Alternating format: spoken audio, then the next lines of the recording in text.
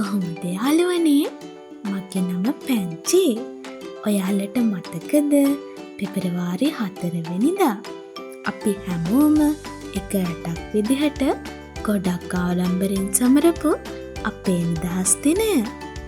ඔයාලා දන්නවද මේ නිදහස් උත්සවයේ පිටිපස්සේ ලොකු කතන්දරයක් තියෙනවා කියලා? අද පැංචි ඔයාලට කියන්න යන්නේ මේ නිදහසේ කතන්දරය ගැන. එහෙනම් මගේ යාළුවෝ හැමෝම හොඳට අහගන්නකෝ.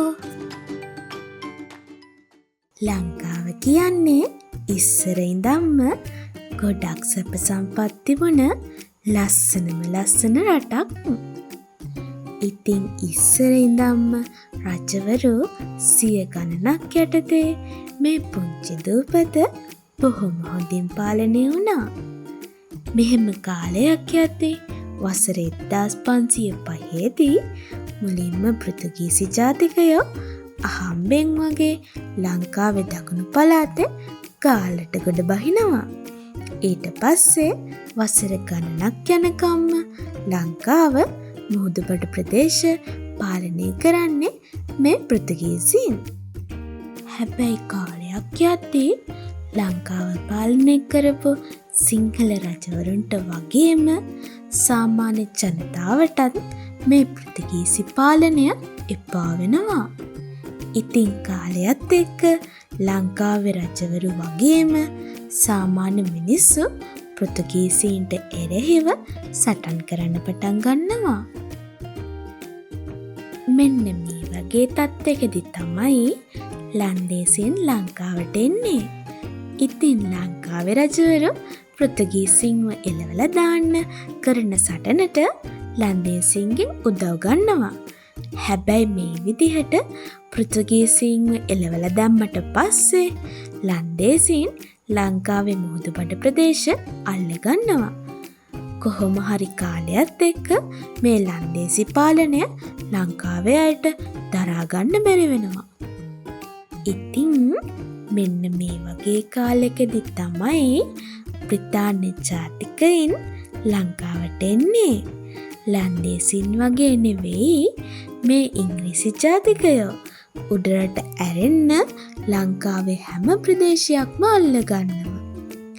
කාලයක් යද්දී මේ ඉංග්‍රීසීන්ට උඩරට රාජධානියේ බලයත් අල්ලගන්න අවශ්‍ය වෙනවා. මේ විදිහට බලය අල්ලගන්න ඉංග්‍රීසීන් එක උපක්‍රම පාවිච්චි කරලා අවසානයේදී ලංකාවේ හිටපු අවසාන රජ වුණ ශ්‍රී වික්‍රම රාජසිංහ රජුවත් අත්අඩංගුවට අරගෙන බොහොම කපටි විදියට මුළු ලංකාවෙම ඉංග්‍රීසි පාලනයක් පිහිටුවනවා. ඉතින් ඉංග්‍රීසීන් මේ විදියට අරන් ගිය පාලනය දරා ගන්න බැරි වුණ සිංහල ජනතාව ඉංග්‍රීසීන් පළවා හරින්න විටින් විට කැරළි ඇති කරගත්තා. මේ විදියට වීර පුරන්නප්පු, කොංගාලේගොඩ බණ්ඩා, වීර කැප්පටිපොළ වගේ ජාතික වීරවරු තමයි මේ සටන මෙහෙवला තියෙන්නේ. මේ විදියට වසර ගණනක් සටන් කරලා අන්තිමේදී 1948 දී ලංකාවට ගිවිසුමකින් නිදහස ලබා දෙනවා.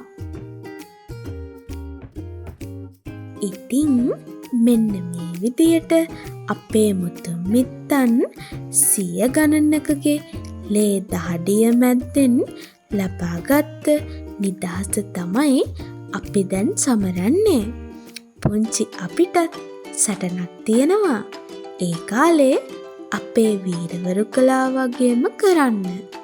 පුංචි අපිත් මේ ලස්සන රට බලා ගන්න සටන් කරන්න ඕනේ.